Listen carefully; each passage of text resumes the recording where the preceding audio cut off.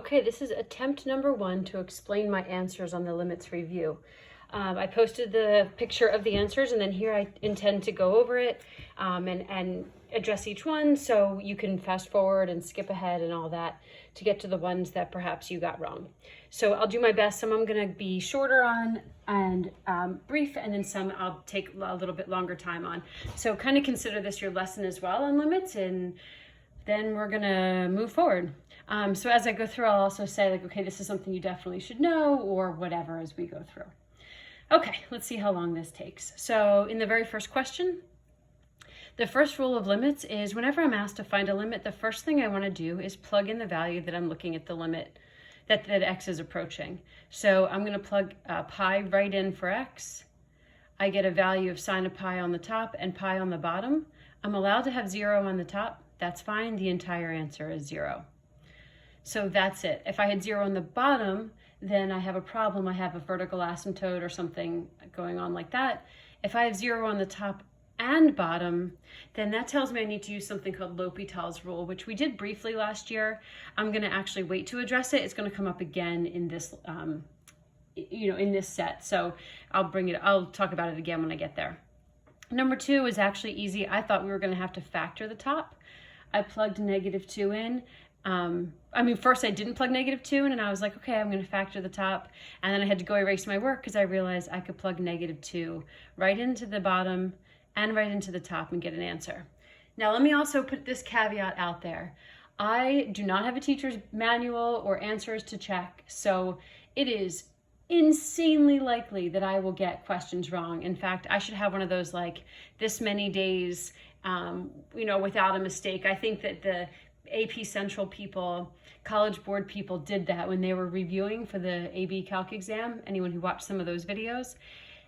It's so easy to make a mistake. So if I make an arithmetic mistake, you can go ahead and post it on the classroom, but assume that you're right and I'm wrong.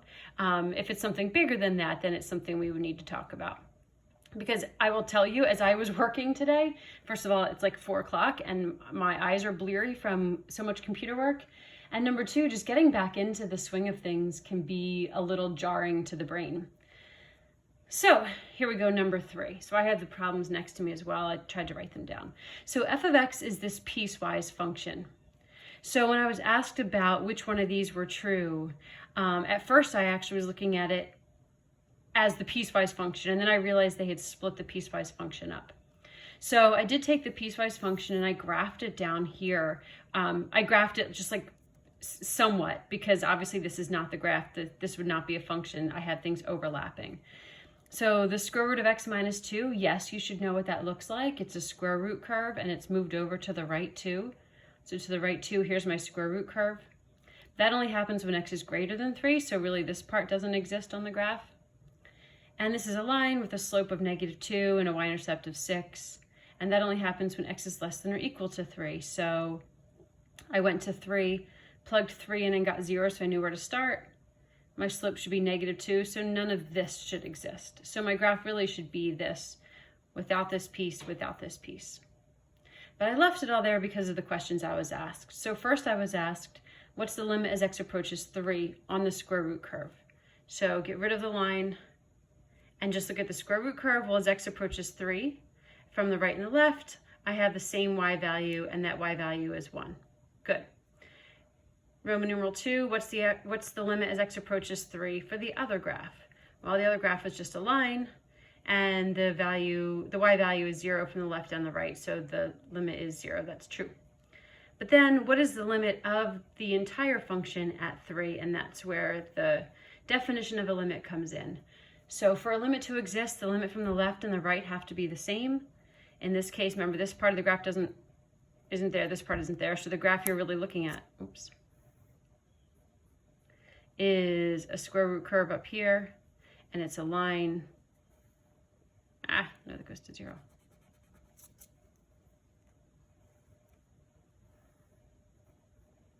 It's a line like this. This is really the graph we're looking at if I take away those pieces. So the limit from the left is 0, the limit from the right is whatever it was, 1. Those are not the same, so the limit does not exist. So that is true that the limit doesn't exist. Okay, number 4, They were asking us which of these limits don't exist, and I said that none of them did. So let's see, this is our first one. So the first thing you want to do is plug in 1. When I plug in 1, I get a 0 in the bottom, but I get 2 on the top. Well, that tells me I have an asymptote of some sort. So technically this limit might be infinity or negative infinity. The way to tell would be to factor the top and the bottom and cancel, but it is pretty annoying. I didn't go through the whole process because you really don't need it. So this is a time where L'Hopital, no, it isn't L'Hopital's rule, sorry, it's not 0 over 0. This is a time where I would go graph it and see what it looks like. They told us not to do it with a graphing calculator. It said no technology, so we're gonna go with does not exist for this. The answer might be infinity or negative infinity, but I think this book treats infinity and negative infinity like does not exist. So they're saying does not exist is the same as infinity or negative infinity. Roman numeral 2, I've got this graph. This graph, you should know what it looks like. I know it's not one of like the basic shapes, but we're supposed to know it. It's this thing.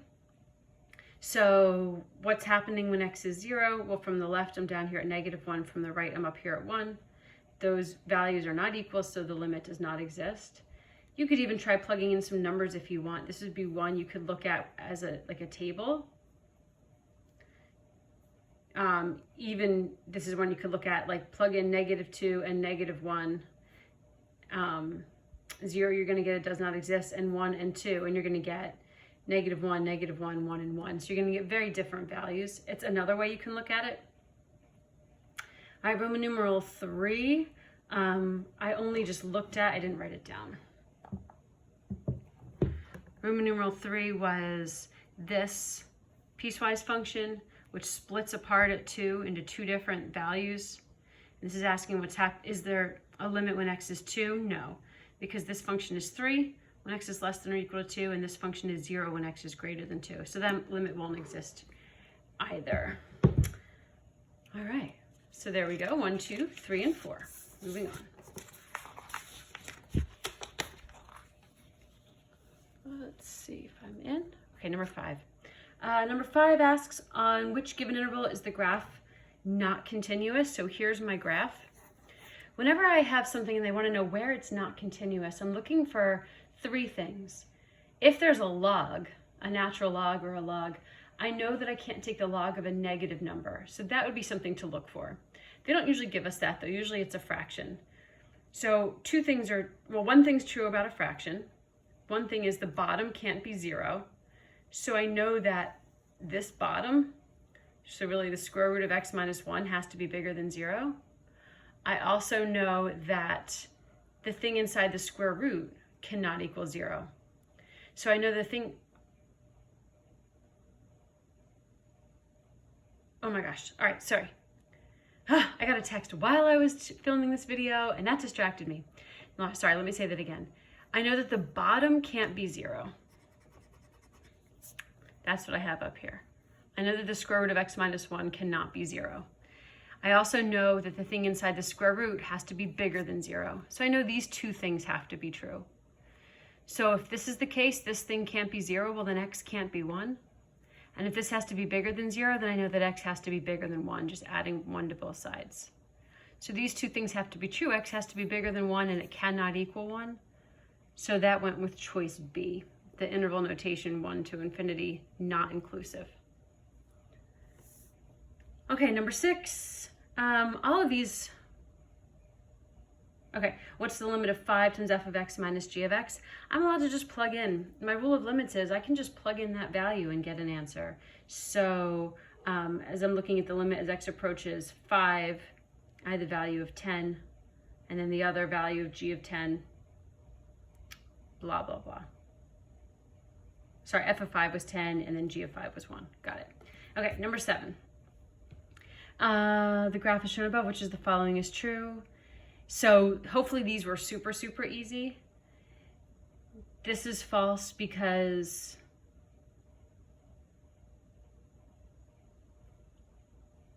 oh my God, see my brain, I can't even.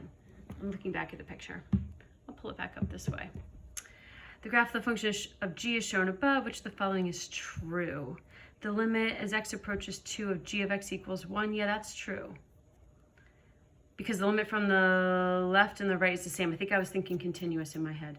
The limit as x approaches 2 is the same thing as g of 2. Well, the limit as x approaches 2 is down here, but g of 2 is up here. So no, that is not true. And then Roman numeral 3, g is continuous at x equals 3. Is g continuous at x equals 3? Yeah.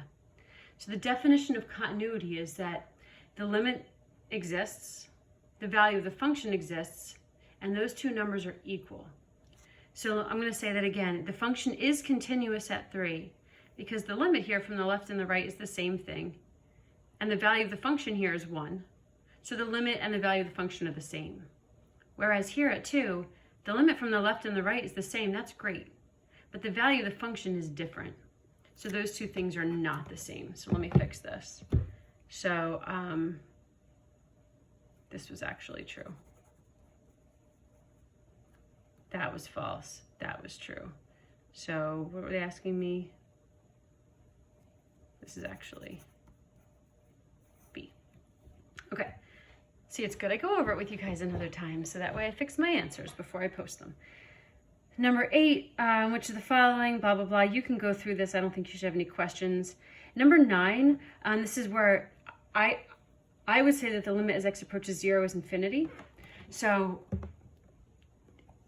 College Board and textbooks sometimes differ on their opinions, but if the limit as x approaches 0, from the left and from the right are both going to the same place. They're both going to infinity. So I would say that this limit is actually infinity as x approaches 0 from the left and the right, but they'll often say non-existent is the answer. Because infinity is more of a concept than a number, they're going to sometimes say non-existent, but I would also accept infinity. In fact, I would urge us to put infinity for now because I think that is a more concise answer. All right, number 10 said you are allowed to use technology, but why would we if we don't have to? So you will not be tested on this. Well, I shouldn't even say that. I think you could be tested on this to do it algebraically. So if I'm looking at this limit, and I have to find out the limit when x is 1. If I plug in 1, I get 0 on the top. Plug in 1, I get 0 on the bottom. That's that indeterminate form. So that's something you can use L'Hopital's rule for, which we still haven't even talked about what that is. But if you remember, particularly from pre-cal, we had all these strategies for how to deal with limits, and we talked about it in the beginning of AB Calc as well. And one of the strategies when we get this indeterminate form is to multiply by a conjugate. So one of the strategies with indeterminate form is to factor, cancel, and then plug in again. But another strategy is to multiply by a conjugate. And a conjugate means take what's in the bottom and multiply by the exact same thing, but change the computational sign from minus to plus, or vice versa if it was the other way, and multiply by that over itself. So I'm only multiplying by technically 1. When I do that, on the bottom, I'm going to have to FOIL, but root x times root x is x, -1 times 1 is -1, and the inside and outside terms would cancel. On the top, I'm not going to multiply out. I'm going to leave it as x minus 1 root x plus 1 because these will cancel. Well, once I do that manipulation, I haven't done anything mathematically illegal. I've just manipulated. Now I can cancel these, and now I can plug in 1 again. And now when I plug in 1, I get my numeric answer of 2. So that's the whole thing with limits. If you can't look at a graph, if you don't have access to a graph, one of the things you can do is try these different algebraic strategies. Factor and reduce, or in this case, multiply by a conjugate. So that problem that you have in the denominator creating that indeterminate form will cancel out with the problem you have in the top. Okay, pause 1 second. It's raining and I hope my dog is inside. Hold on. Atticus. Dang it.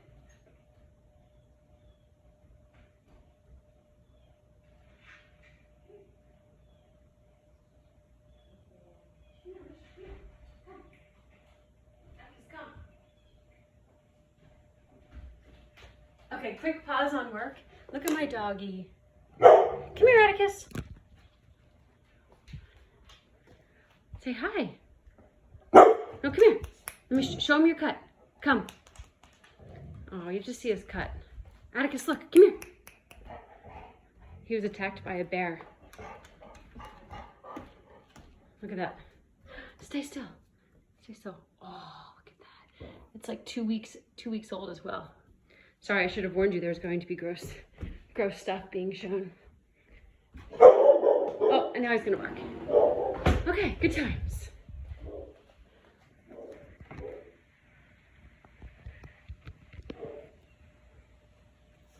All right, back at it. 2 more pages to go. We got this. I'm sure you're using the fast forward button, as you should be. Fast forward through what you know. Okay, so we are on number 11, right? All right, number 11, we got this function. So now we have an open-ended type situation. So the first question says, does the limit as x approaches 2 exist? So I went through and I just gave this a quick sketch. So if you weren't sure how to graph this piecewise function, we've got f of x equals 1/2 x, that's a line, and that exists anytime that x is not 2. So I graph this line, and I know that when x is 2, I have a hole there, because this line will exist everywhere except when x is 2. And then when x is 2, I have a point at 3. My function is 3. So that's what it looks like graphically. You want to be really comfortable with like giving that a quick sketch. So it says, what's the limit as x approaches 2? Well, the limit is right here. From the left and from the right, I'm approaching the same y value, and that y value is 1. And it also said to justify your answer. Well, to justify a limit question, you want to just refer to the fact that the limit from the left and the limit from the right give you the same value. That's your justification. Question B, is f continuous at x equals 2? So now we go to that definition of continuity. So again, for a function to be continuous, the limit, so say continuous at x equals a. Then as x approaches a, the limit has to exist, f of a has to exist, and the limit as x approaches a has to equal f of a. These are the 3 things that have to happen for a function to be continuous by definition. So is the function continuous at x equals 2? Well, does the limit exist? Yes, the limit is 1. Does the value of the function exist? Yes, the value is 3. Are those 2 things equal? No, 1 does not equal 3. So not continuous. Part C, find the limit of the sine of f of x.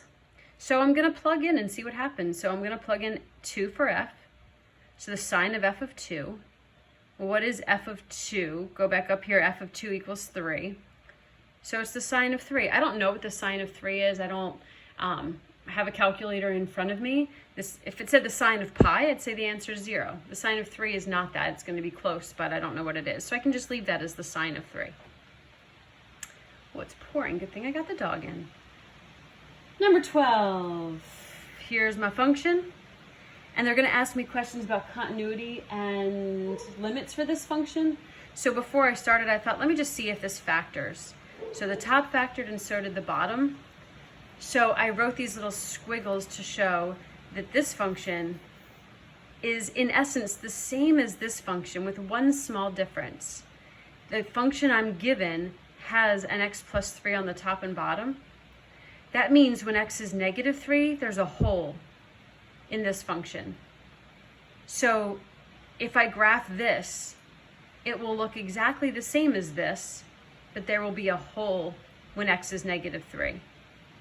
And when x is negative 3, I can plug that negative 3 in, and that y value will be the y value of the hole. So whatever this graph looks like at negative 3, if I plug negative 3 into this, I get negative 1 over negative 5. At 1/5, I'm going to have a hole. Oops. That's what that's saying. Whatever this graph looks like, there's going to be a hole when x is negative 3, and that hole will happen at a y value of whatever, 1/5. So anyway, question A, is f continuous at x equals negative 3? No, there's a hole there. That cancels, telling me that there's a hole at negative 3. And there's also, I have a discontinuity at negative 1/2, because that will make the denominator 0, which will be a vertical asymptote. Okay, our 3 types of discontinuities are holes, vertical asymptotes, and then jumps. Jumps happen at graphs like that, and jumps happen at piecewise functions like that. Those are the 2 biggies. We don't see them a ton, or you'll know because they're going to look that way. They're going to look weird. Okay, part B. Number 12. Evaluate the limit as x equals -3. So as x equals -3, I had a hole, so that's fine. I can just factor, cancel, and look at my reduced function and plug -3 into that. So I plug -3 into here. I got -1 over -5. So 1/5 is my answer. That's just another strategy of doing limits analytically. What I'm hoping is that now it's the second time or third time you're hearing some of this stuff, that you start to have some like aha moments and some things start to click. You go, oh, that's why we factored and reduced, because I'm allowed to have a limit even if there's a hole, as long as the left and the right are doing the same thing. So by taking this out, I'm taking out the hole, so I can plug the y value or the x value into this function. That's going to tell me right where I am on my graph, and therefore right where the limit is. Okay, part C said, are there any vertical asymptotes? State the equation for the vertical asymptotes. Yes, there is one at x equals -1/2. Vertical asymptotes have the equation of x equals a number, so x equals -1/2 is the vertical asymptote. Okie dokie, artichokes, we got 2 more, woo! 13. Oh my gosh, this is so exciting, doing math together, even though we're not. Okay, 13. 13 was a picture. I actually thought we could get rid of 13. I didn't love it. I had forgotten. It's just kind of giving you the rules of limits, which basically say you can plug in. Let me show you the book, shall I? So 13, like, here's the two graphs of f and g. The limit as x approaches 1 of f of x plus 4. Plug in 1. So f of 1 is 3. 3 plus 4 makes 7. There's the answer. The limit as x approaches 3 from the left of 5 over g of x. So go to g of x. Approaching 3 from the left is 1, so 5 over 1 is 5. Here, the limit as x approaches 2 of f of x times g of x. F of 2 is 2, g of 2 is 0, makes 0. The only problem came with d. D gave us a L'Hopital's rule, because when I plugged in for d, I had a 0 over 0 situation. Again, that's called that indeterminate form. If I could factor and reduce or multiply by a conjugate, I would, but I can't for this. So this is where I would use L'Hopital's rule. We will go over it again because it involves derivatives, which is why I'm not really talking about it yet, because we didn't review derivatives yet. But that'll be the very next thing. So L'Hopital's rule just says if I get an indeterminate form, I can take that limit. So in this case, it was the limit as x approached 3 from the left. I can take the derivative of the top and the derivative of the bottom and try again and potentially get myself an answer. That's what L'Hopital's rule says. We'll come back to that. So in this case, the derivative of the top was f prime, the derivative of the bottom was g prime plus 0, because the derivative of 1 was 0. So I would have to look at the derivatives of those graphs. So the slopes of those tangent lines. So we'll save that convo for another day. Okay, number 16, love the algebra. Number 16 is one of those classic, here's a piecewise function. What do a and b need to be to make this function continuous?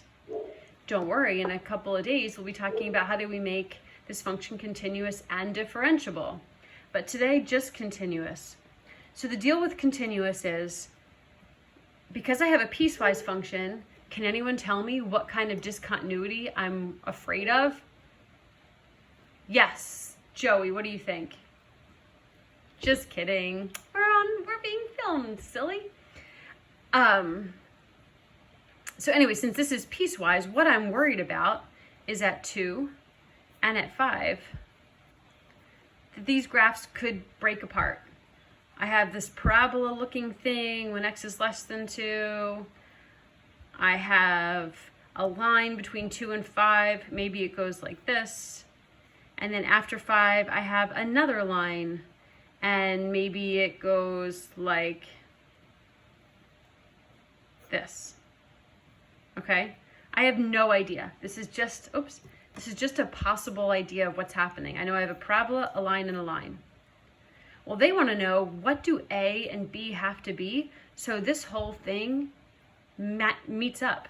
so that instead of being all broken apart like that, maybe my line between 2 and 5 goes like this, and maybe then this goes like this, so that I don't have any discontinuity, so I don't have any splits. I better get rid of that before I take pictures of the answers. So how do I do that? Well, algebraically, I want to make sure that when x equals 2, these two pieces of the piecewise function are equal. And when x equals 5, these two pieces of the piecewise function are equal. So I'm going to look at two things. I'm going to see what's happening at x equals 2. Or not what's happening, but I'm going to plug 2 in for x in both pieces. And I'm going to set those two pieces equal to each other. So I'm going to say a times 2 squared plus 2 minus b must equal a times 2 plus b. This has to be true for my function to be continuous. This piece and this piece have to join together when x is 2. Pause there and go over here. I also know that when x is 5, these two pieces have to join together. So I'm going to plug 5 in for x. So I'm plugging 5 in for x here, 5 in for x here, and I'm setting these two pieces equal to each other, resulting in that. Now I algebra. So now I have these two really annoying equations that have two different variables. Well, guess what? Anytime you have two variables and one equation, anytime I have two variables and two equations, I can solve them simultaneously. So I can use substitution or I can use elimination to do that. I always gravitate towards elimination, especially in these kinds of problems. So let me go back and check my work here. So I've got 4a plus 2 minus b equals 2a plus b. I grouped things over, variables on the left, constant on the right. So took this over, took my b's over, brought my 2 over, okay? And then I've got 5a plus b equals 10a minus 7. I brought this over, okay. I put these together, I stacked them on top of each other. I also multiplied this equation by 2 so that I would have elimination work out well for me. So I've got that, add up, I've got negative 8 equals negative 16. I'm sorry, negative 8a equals negative 16, so a is going to be negative 2. Plug that back into either one and get the value for b. Yay! All right, part B. What's the limit as x approaches 3? Well, silly, you don't have to worry about 3. The only places I had to worry about were 2 and 5. So 3 is like all good. If x approaches 3, I'm using this part of the function, ax plus b. Oh, I just realized I used the wrong part. If x is approaching 3, I'm using this part. So I'm using, let me use the pen so you guys can really see it.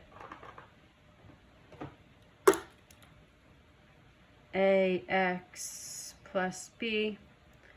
So a we found is negative 2, x is 3, b is negative 17.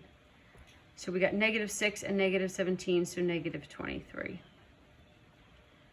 And then part C ended up being a L'Hopital's rule again, because I had a fraction that I would use L'Hopital's rule for. So we'll come back to that, or I don't know if I'll come back to it, but we'll end up addressing it later.